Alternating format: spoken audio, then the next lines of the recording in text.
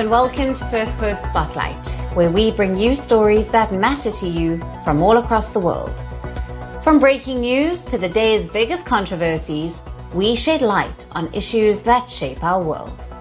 I'm Alison LaGrange, live from Durban, South Africa. Let's begin with the top headlines.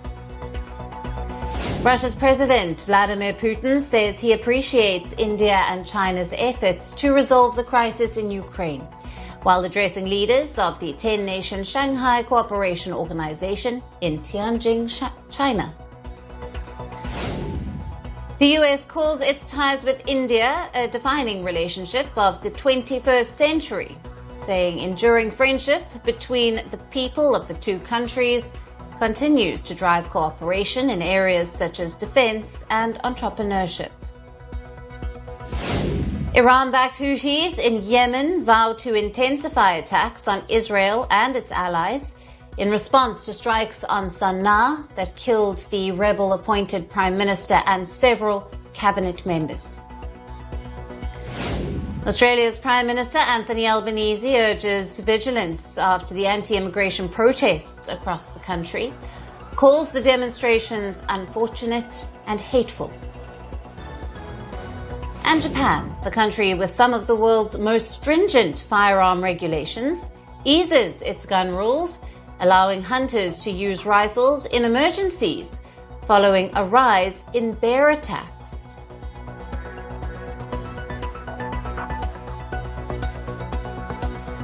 Hello and welcome.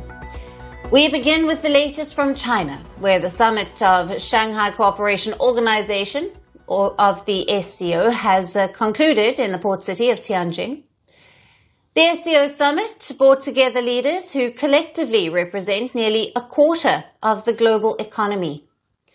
Against the backdrop of the US President Donald Trump's sweeping tariffs, all eyes were on how the Asian big players would align.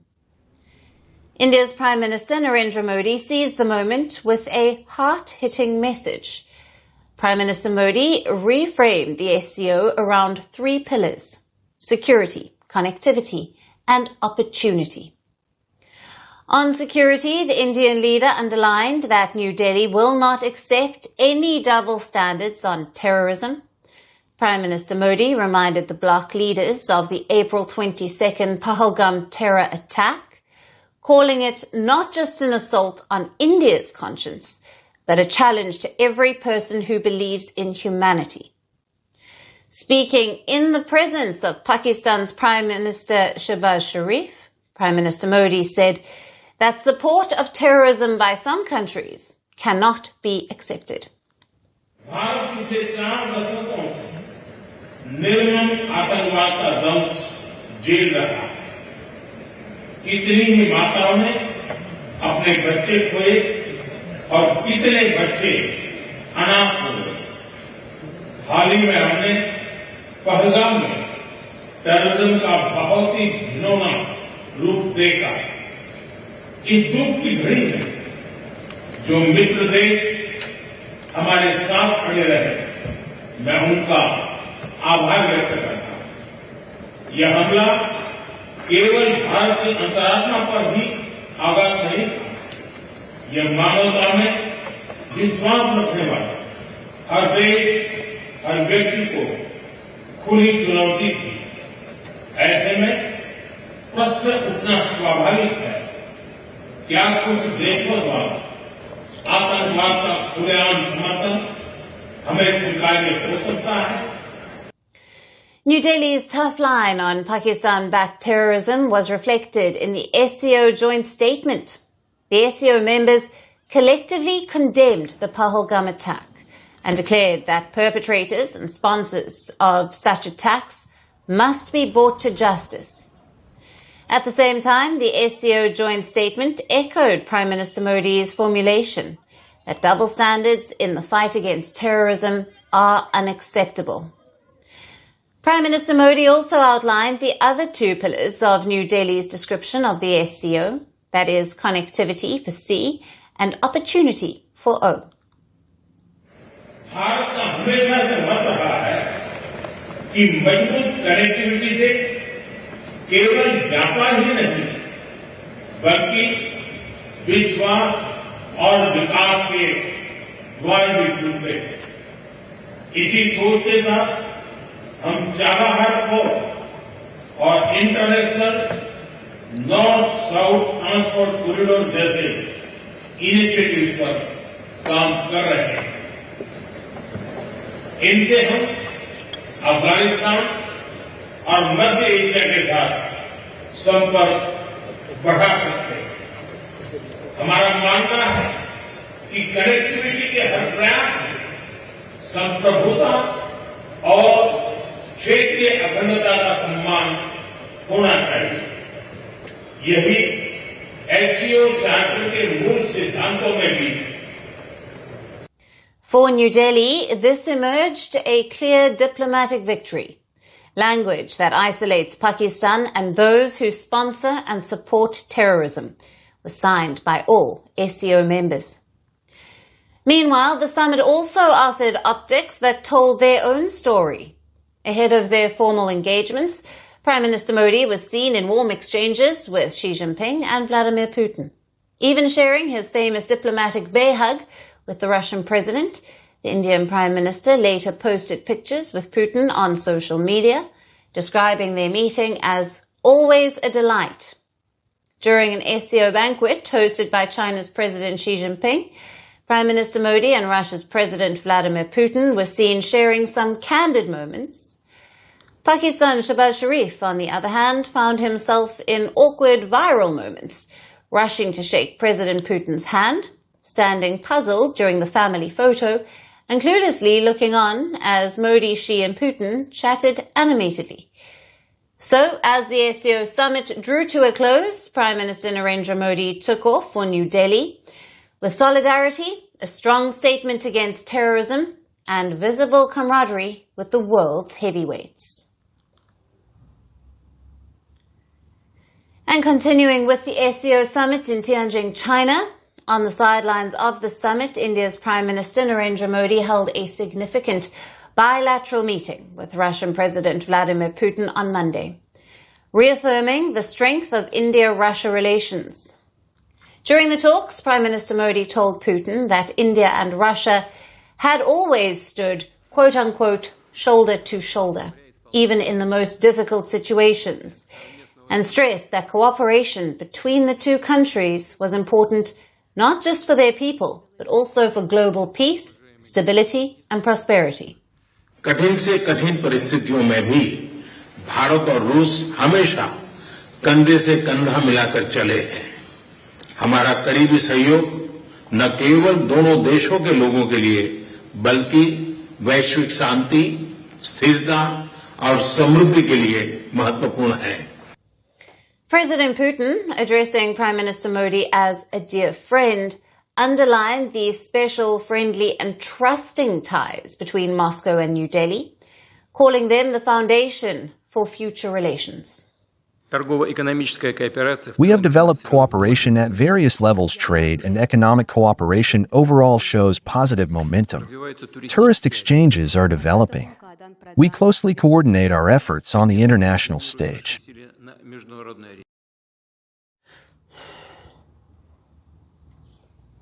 Prime Minister Modi also reiterated India's commitment to further strengthen the special and privileged strategic partnership with Russia, which will mark its 15th anniversary on the 21st of December 2025. Russian President Putin will also be visiting India in December. आपको मिलना मतलब एक यादगार meeting भी होती है, बहुत सी चीजों की जानकारियों का आदान प्रदान करने का अवसर मिलता है। हम लगातार संपर्क में रहे हैं। दोनों पक्षों के बीच नियमित रूप से कई उच्च स्तरीय बैठकें भी हुई है। इस वर्ष दिसंबर में हमारी 23वीं समिट के लिए 140 करोड़ भारतीय उत्सुकतापूर्वक आपका इंतजार कर रहे हैं। एक्सेलेंसी हमारी special and privilege strategic partnership की गहराई और व्यापकता का परिचायक है। After the SCO plenary, the two leaders, Prime Minister Modi and President Putin, headed for the bilateral talks together. Putin made a significant gesture of warmth toward Prime Minister Modi, According to reports, he waited nearly 10 minutes so that the Indian Prime Minister could join him in his Russian-made Aurus limousine. The duo spent 45 minutes conversing in the car before arriving at the venue. Prime Minister Modi later posted a picture from inside the car on X, calling the conversations with the Russian leader always insightful. The key point of discussion at the bilateral, apart from India-Russia ties, was the war in Ukraine. Prime Minister Modi welcomed recent peace initiatives on Ukraine and said India hoped all partners would move forward constructively. He emphasized that a way must be found to end the conflict quickly and secure lasting peace. Ukraine में चल रहे संघर्ष के विषय में हम लगातार चर्चा करते रहे हैं। हाल में किए गए शांति के सभी प्रयासों का हम स्वागत करते हैं। हम आशा करते हैं कि सभी पक्ष कंस्ट्रक्टिवली आगे बढ़ेंगे, संघर्ष को जल्द से जल्द खत्म करने और स्थायी शांति स्थापित करने का रास्ता खोजना होगा। ये पूरी मानवता की पुकार है। The meeting came a day after Prime Minister Modi spoke on the telephone with the Ukrainian President Volodymyr Zelensky. Both leaders discussed the ongoing Russia-Ukraine conflict, its humanitarian aspects, and the efforts to restore peace. Prime Minister Modi assured Zelensky of India's full support for all initiatives aimed at ending hostilities. The Modi-Putin talks also unfolded under the shadow of sharp U.S. criticism of India's energy partnership with Moscow. Washington has imposed tariffs of up to 50% on Indian exports, citing New Delhi's continued purchase of discounted Russian crude. India has labeled tariffs by the Trump administration as unjustified, unreasonable, and unfair. In fact, India has also responded by exposing the West's double standards, pointing out that the European Union and the United States still import Russian goods worth billions of dollars. India has repeatedly said that its national interests remain its priority, citing the necessity of affordable energy. Apart from the Modi-Putin bilateral, another moment that had all the attention from the West was a candid chat between India's Prime Minister Modi, Russia's Vladimir Putin, and China's Xi Jinping. Rare photographs captured Prime Minister Modi talking with both Putin and Xi. The three were seen smiling, shaking hands, and exchanging words with the help of translators. Now, Prime Minister Modi shared the images online with the caption, "Interactions in Tianjin continue," exchanging perspectives with President Putin and President Xi during the SCO Summit. So, as the SCO Summit in Tianjin concludes, all eyes now turn to the next phase of Prime Minister Modi's meetings and the anticipation of Putin's possible visit to India in December, which could further shape the future of India-Russia ties. And now moving on to South Asia, where a powerful earthquake struck eastern Afghanistan late on Sunday, leaving hundreds dead and more than 1,000 injured. The 6-magnitude earthquake hit Kunar province near the city of Jalalabad, close to the Pakistan border, at a shallow depth of 8 kilometers, intensifying its destructive force. According to Afghanistan's Interior Ministry, over 800 people have been killed and over 1,000 injured, though officials warn the figures could rise as rescue operations reach remote villages. Visuals from the region show collapsed homes, dust-filled streets and villages sifting through debris in search of survivors.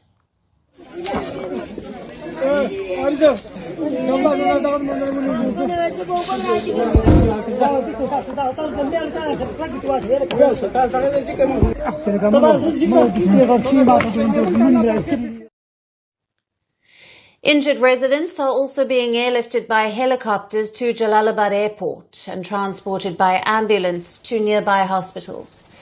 According to a spokesperson for Afghanistan's health ministry, hundreds of injured have already been taken to hospitals, with more expected as reports from remote areas come in. Rescue teams, supported by locals and military personnel, are working tirelessly to free those trapped under the fallen buildings. The tremor also triggered a series of aftershocks, further damaging already vulnerable structures. In fact, the quake's impact was further felt across neighboring Pakistan and parts of northern India, including Delhi NCR. Afghanistan lies along the collision zone of the Indian and Eurasian tectonic plates, making it highly prone to earthquakes, especially in the Hindu Kush mountain range. Last year, a series of earthquakes in western Afghanistan killed over 1,000 people. And this year, the earthquake struck Afghanistan just days after flash floods hit the Nangarhar and Kunar provinces, killing at least 5 people and displacing hundreds of families. Landslides caused by these floods have already blocked some roads, complicating rescue operations. Local officials and residents are currently engaged in rescue efforts. All civilian and military officials are involved in disaster response.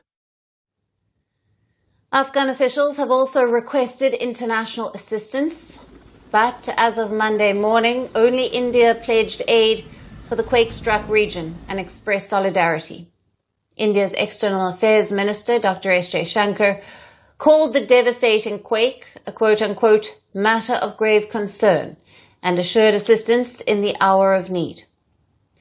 The United Nations in Afghanistan also expressed solidarity, adding that its teams are already on the ground, delivering emergency assistance and life-saving support. And as the full scale of the disaster continues to unfold, roads remain blocked, communication stays limited, and authorities fear the death toll could climb further. And finally, shifting focus to Indonesia, where violence has erupted on the streets and the military is now deployed in the capital. Thousands of Indonesians poured into the streets, even as President Subianto's government accepted some of their demands to roll back lavish housing perks granted to lawmakers. Hundreds of protesters gathered outside the nation's parliament in Jakarta as dozens of soldiers watched on. Officers and the military conducted city-wide patrols and deployed snipers in key locations. Some of the young protesters demanded the parliamentarians to come out and to talk to them directly about the direction of larger economic reforms in the country. The protests began peacefully last week, but they turned deadly as footage emerged of a paramilitary police running over a 21-year-old delivery driver, and the fallout since has been fierce. At least 6 people have been killed nationwide so far, and violence has spread beyond Jakarta to cities like Palembang, Yogyakarta and Makassar, as well as Banjarmasin. In the Makassar city, in the country's east, 3 died and protesters set a council building on fire. Protesters also took aim at Indonesia's security forces. Pemantiknya adalah kejadian semalam yang ilahi wa inna rajiun. The trigger was last night, when our friend Afan became a victim. Honestly, I cried seeing the news. I'm appalled, I'm angry, all emotions are mixed in me. I want everything that's happened, all of the sins of the police, they should atone transparently. Whoever is at fault, please take action, whether it's the authorities or anyone else. What I mean is, don't let this law only be sharp at the bottom, not at upper level. The homes of several lawmakers have been looted. The finance minister's house was pillaged, and schools in the capital were moved online. Social media giant TikTok even suspended its live streaming feature for a few days in Indonesia, fearing misuse of the platform in the spread of misinformation. So where does this leave President Prabowo Subianto? The crisis is the biggest test yet for his nearly 1-year-old government. Last evening, he warned security forces would take firm action against looters and rioters. And in a sign of how serious the situation has become, Subianto has cancelled his scheduled visit to China this week, where he was to attend a Victory Day military parade. The House of Representatives leaders announced that they would repeal several parliament policies, including the amount of parliament member allowances and the moratorium on overseas working visits. I have ordered the police and the Indonesian National Armed Forces to take the strongest possible action against all forms of damage to public facilities, looting of individual homes, public places, or economic centers, in accordance with applicable law. With security on edge, markets reeling and public trust eroding, the protests have turned into the biggest political test of President Subianto's administration, one that may very well define his presidency. And that's all we have on the show for today. We will see you again tomorrow at the same time. Thank you for watching. Stay tuned to Firstpost. From breaking news to the day's biggest controversies, shedding light on the world's top headlines, detailed analysis on the stories that matter the most to you. Catch it all on Spotlight at 6 p.m. India time and 12:30 GMT, only on Firstpost.